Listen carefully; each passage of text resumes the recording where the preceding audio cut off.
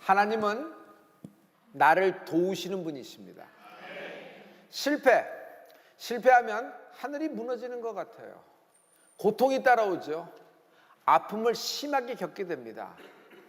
또 내가 내 자신을 쓸모없는 인생으로 여기게 되기까지 합니다. 한마디로 절망 가운데 들어가게 되죠. 그러나 절망 가운데는 하나님의 신비가 있습니다. 예수 믿는 사람에게는 절망은 우리의 끝이 아닙니다. 절망은 하나님의 시작입니다.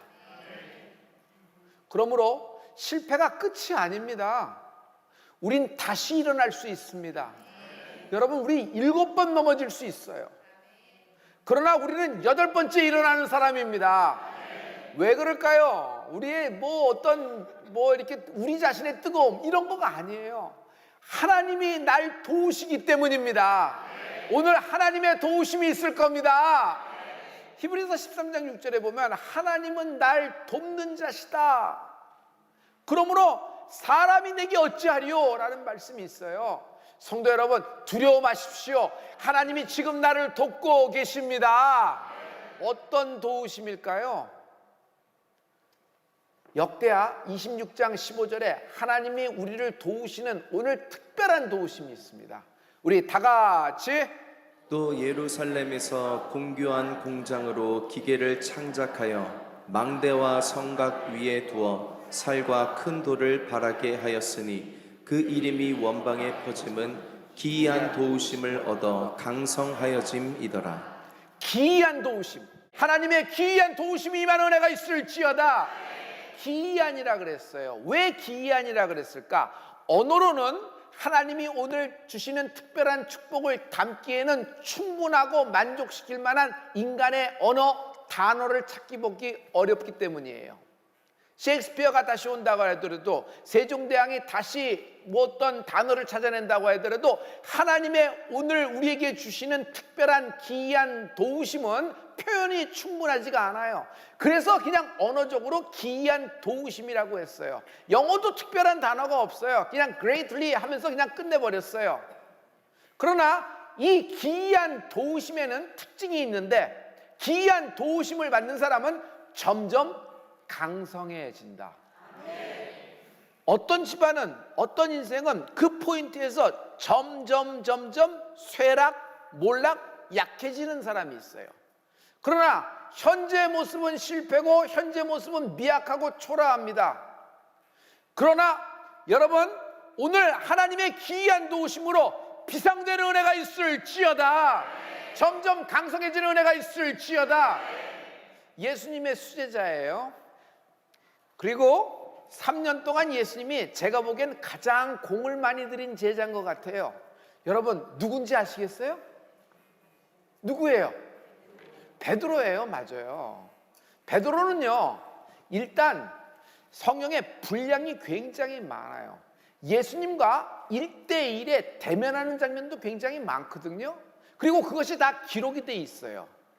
베드로에게 임한 도우심이 뭘까요? 하나님의 기이한 도우심이었다. 베드로가 예수님께 캐스팅될 때부터 생각을 해보죠. 주님이 갑자기 갈릴리 호수에 나타나셨습니다. 그러면서 베드로의 배를 지목하셨어요. 베드로의 배는 마침 빈 배였습니다. 거기에 주님이 타시고 설교하기 시작했습니다. 설교가 끝나고 주님은 그들에게 깊은 데에 그물을 던져라 그랬습니다. 베드로는 긴가민가했지만은 그 말씀에 그대로 행해서 깊은 곳에 그물을 던질 경우가 충격을 받았습니다. 왜냐하면 그 그물을 건져 올릴 때 너무 많은 양의 고기가 잡혀온 거예요. 조금 전까지는 밤새도록 그물질했으나 헛손질이었고 빈배였는데 오늘 배가 가득 차는 은혜가 있게 될 줄 믿습니다. 그런데 그것을 보고, 그 기적을 보고 베드로가 충격받는 거 아닙니다. 베드로는 또 다른 충격이 있었으니, 베드로는 그 물고기가 그렇게 많이 잡히는 것을 보고 영혼이 터치되기 시작했다. 영혼이 충격을 받은 거예요. 오늘 하나님 말씀이 여러분의 영혼을 울릴 줄 믿습니다.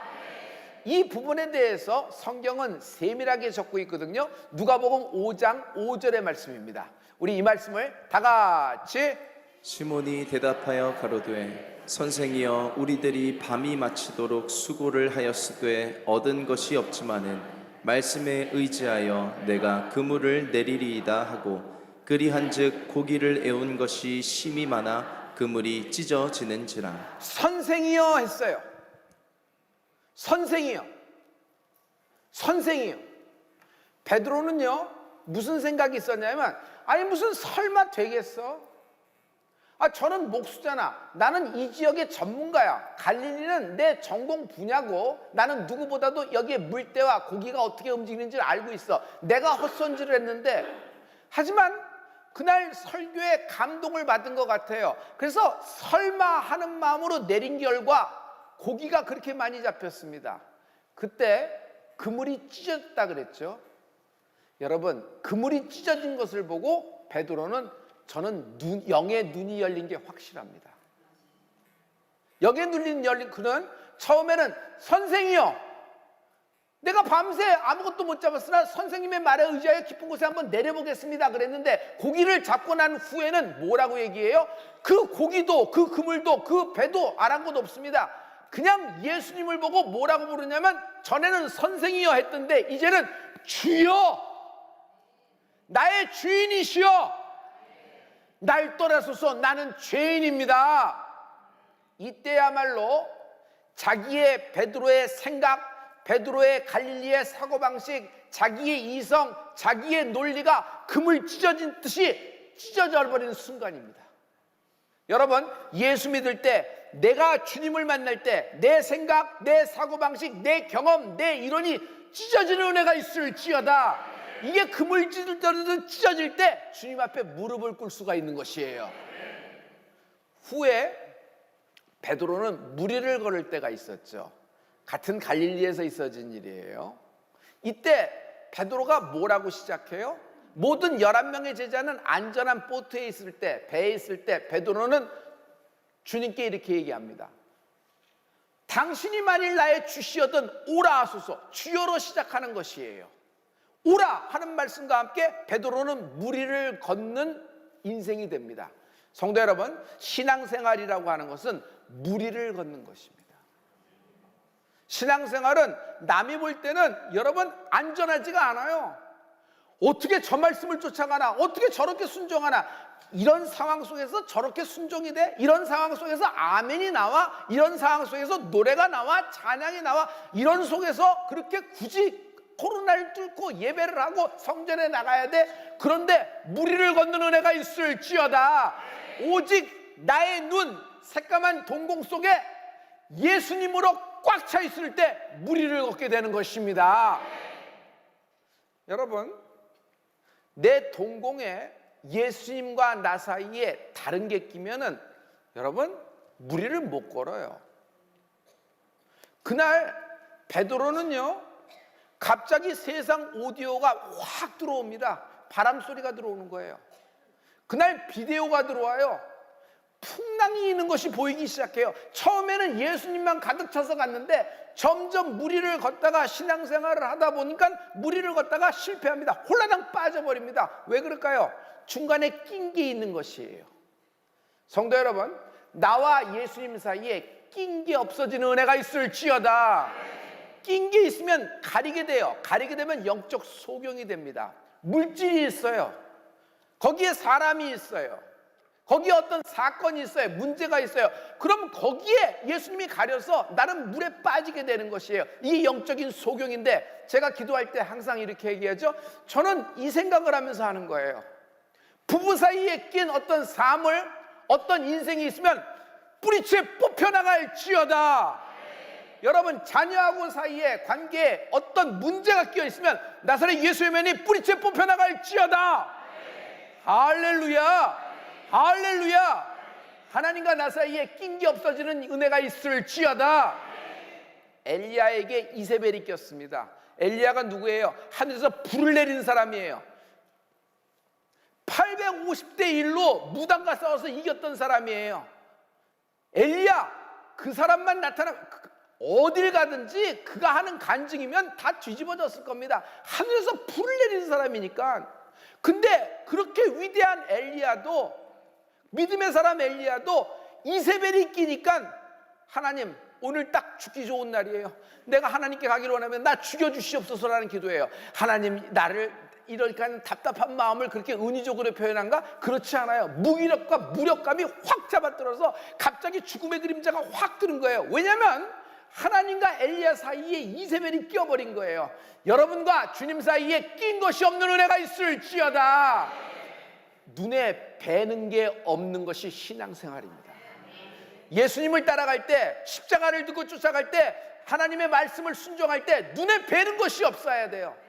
그래서 세상 사람들은 미쳤다 그러는 거예요. 맞다, 미쳤다. 나는 미쳤어도 세상에 미친 것이 아니라, 나는 미쳤어도 물질에 미친 것이 아니라, 나는 미쳐도 예수님께 미치는 은혜가 있을지어다. 베드로는요 그날 2번 무리를 걷습니다. 빠졌죠. 풍랑바다에서 물을 먹으면서 허우적허우적 꼴깍꼴깍 하고 있습니다. 이때 예수님이 물에 빠진, 무리를 걷다 물에 빠진 베드로를 다가와 손 내밀어 붙잡아 주십니다. 굉장히 빠른 속도예요. 마태복음 14장 31절입니다. 여러분 우리 이 말씀을 다 같이. 예수께서 즉시 손을 내밀어 저를 붙잡으시며 가라사대 믿음이 적은 자여 왜 의심하였느냐 하시고. 즉시 예수님이 서두르셨어요. 베드로가 빠지니까 배를 보고, 아니 니네들이 배를 좀 돌려서 친구 좀 빠지라. 한 1분 물 먹는다고 뭐 베드로가 죽겠습니까? 그렇게 사람도 많고 그러고 조금 이따 살리면 되고 그러는 거예요. 아니면 뭐 널판지라도 하나 던져주고 뭐 구명조끼라도 하나 던져주라. 여러 가지 얘기할 수 있는데 주님이 직접 나서요. 무리를 걷고 있던 주님이 무리를 걷다가 실패해서 좌절해서 빠져버린 베드로를 찾아와 즉시 손 내밀어 끄집어내는 것입니다. 여러분 오늘 이런 축복이 있기를 예수 이름으로 축원합니다. 하나님은 이런 축복의 분이세요. 시간이 지나서 부활 후에 주님이 베드로를 갈릴리에서 다시 만나십니다. 성도 여러분, 오늘 하나님은 당신을 다시 만나기를 원하십니다. 오늘 하나님은 당신을 다시 만나기를 원하십니다. 그때 주님이 제자들에게 배 오른편에 그물을 던져라. 어디서 많이 듣던 얘기인데요. 오른편에 그물을 던졌으니까 물고기가 올라오는데 큰 물고기만 올라와요. 근데 큰 물고기가 몇 마리예요? 153마리나 올라와요. 여러분 광어도 1kg짜리, 2kg짜리는 그렇지만 3kg, 4kg, 5kg짜리 나간다 그러면 여러분 값이 2배, 3배로 뛰는 것이 아니에요. 기하급수적으로 올라가요. 그렇죠? 그거는 대물이라 그러는 것이에요.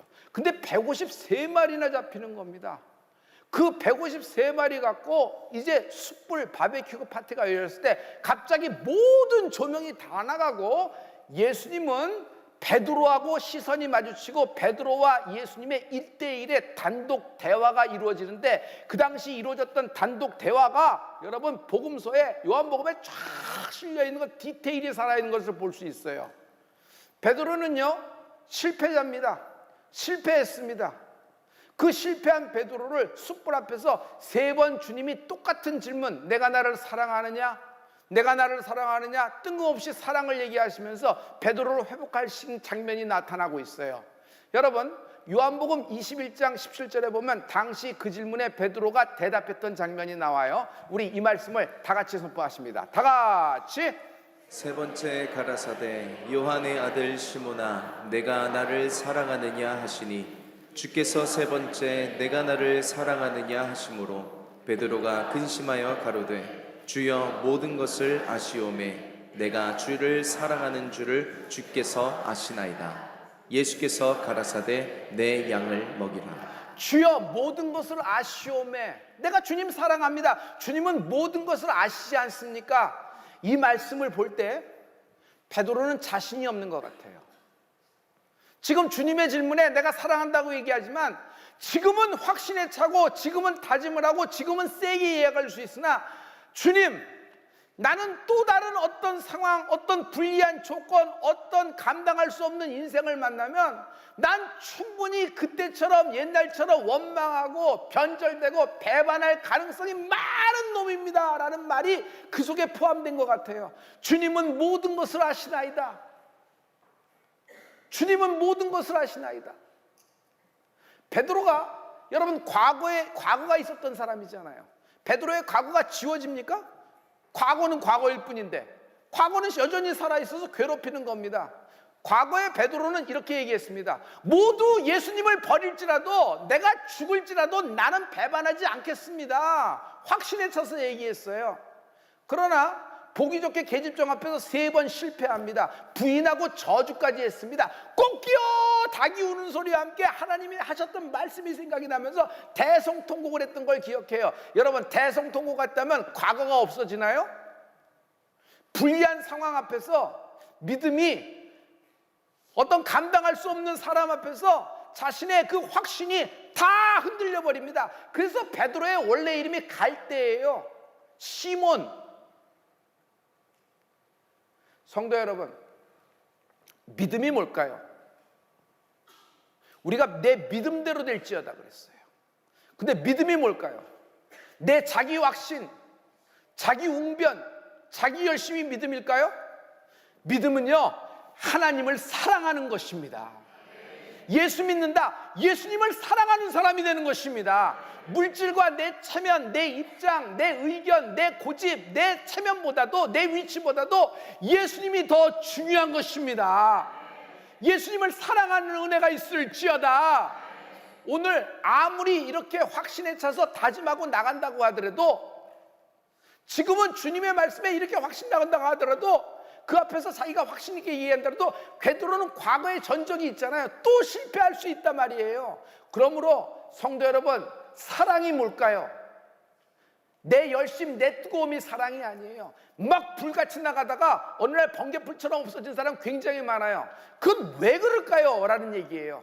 성도 여러분, 여기 사랑의 전제가 있으니, 사랑은요, 하나님이 내게 사랑을 부어 주셔야만 내가 하나님을 사랑할 수 있는 것이에요. 오늘 하나님이 여러분의 영에 하나님의 사랑을 부으실 줄 믿습니다. 로마서 5장 5절이 핵심적인 말씀이 됩니다. 우리 다 같이 하나님 말씀을 선포하죠. 다 같이. 소망이 부끄럽게 아니함은 우리에게 주신 성령으로 말미암아 하나님의 사랑이 우리 마음에 부은 바 됨이니. 하나님의 사랑이라는 것은, 내가 하나님을 사랑하는 것은 내 생각, 내 방식, 내 뜻대로 하는 거예요. 어떻게 순종할 수 있어요? 어떻게 그 말씀에 내가 엎드릴 수가 있어요? 어떻게 그 말씀의 한마디에 내 인생을 딱 방향을 전환할 수 있어요? 하나님을 사랑하기 때문이에요. 그런데 하나님을 사랑하는 게 뭘까요? 내 힘으로 되는 것이 아니라 하나님이 내게 사랑을 부어주신다. 성령님의 역할이에요. 성도 여러분, 베드로는 마가다락 이후 성령을 받은 이후 여러분 완전히 다른 사람이 됩니다. 그는 다시는 주의를 부인하지 않아요. 그리고 한 번 설교에 3,000명씩 회개시키고 성령을 베풀고, 마지막에는요, 정말 불리한 상황에서도 나는 십자가에 거꾸로 매달리리라 하면서 거꾸로 매달려서 하나님의 영광을 나타내는 인생이 되는 것이 베드로의 인생이에요. 왜 그렇게 됐을까요? 성령을 받았을 때 성령님이 베드로의 영혼에, 베드로의 마음에, 베드로의 인생에 하나님을 사랑을 부어주셔서 베드로는 하나님을 사랑하기 시작한 거예요. 여러분, 사랑은 생명입니다. 사랑할 때 생명력이 있어요. 사랑이 식었다? 생명이 없어지는 거죠. 근데 이 사랑은 생명이란 말이에요. 목숨과 생명은 다른 것입니다. 목숨은 육신의 수명이에요. 생명은 영혼의 수명입니다. 낡으면 육신은 결국 없어져요. 그래서 죽으면 끝인데 뭘 그렇게 하느냐라는 얘기인데, 그건 하나만 알고 그 다음을 모르는 사람이기 때문이에요. 육신은 그러나 영혼은 영원히 삽니다. 그래서 목숨과 생명은 다른 것이에요. 핵심은 그 영혼에 힘이 있느냐가 핵심이에요. 영혼에 힘이 있는 사람, 영혼에 생명력이 있는 것이에요. 이 영혼의 생명력은 자기 당착, 자기 논리, 자기 열심으로 되지 않아요. 그냥 눈에 뵈는 게 없을 때가 있어요. 하나님을 사랑하는데 막 그냥 사랑해, 미친 듯이 사랑해. 일종의 믿음의 그 신앙생활의 허니문 기간인데, 그 기간이 오래 끌기를 예수님 이름으로 축복합니다. 그게 왜요? 하나님이 사랑하는 마음을 부어주셨는데 그것을 제한하지 않는 은혜가 있을지어다. 그게 생명력이란 말이에요. 생명력이라고 하는 것은 땅에서 얻을 수가 있는 것이 아니에요. 생명력은 하나님에게서 옵니다. 하나님은 생명의 근원이십니다. 누가 생명을 줄 수 있어요? 생명은 오직 하나님만이 주실 수 있어요. 그 생명이 우리에게 나타난 바 되었으니 그분이 예수 그리스도십니다. 예수님은 누구세요? 생명 덩어리예요. 예수님이 오셨다. 생명 덩어리가 내게 임했다. 내가 예수를 믿는다. 내 안에 예수님의 생명으로 가득한 인생이 되는 은혜가 있을지어다. 불안, 두려움, 죽음, 뭐 세상의 어떤 그런 공황, 발작, 여러분 세상의 어떤 물질의 문제가 나를 압박하고 조여오더라도 두렵지가 않아요. 왜? 눈에 뵈는 게 없으니까. 주님과 나 사이에 그게 낄 수가 없어요. 사망이 나를 지배하지 못해요. 세상이 나를 다스리지 못해요. 왜? 내 동공에는 주님으로 가득한 은혜가 있을지어다. 생명이 넘치면은, 생명력이 임하면 마른 뼈도 비상한다. 마른 뼈도 비상한다. 에스겔 골짜기에 마른 뼈가 다 살아난 것처럼 여러분 비상하는 올해가 되기를 예수님으로 축복합니다. 하나님의 기이한 도우십니다. 오늘 에스겔 골짜기가 좌표된 모든 인생에게 하나님의 생명이 부음받는 은혜가 있을지어다. 예수님이 우리하고 함께 계십니다. 예수님이 우리하고 함께 계십니다.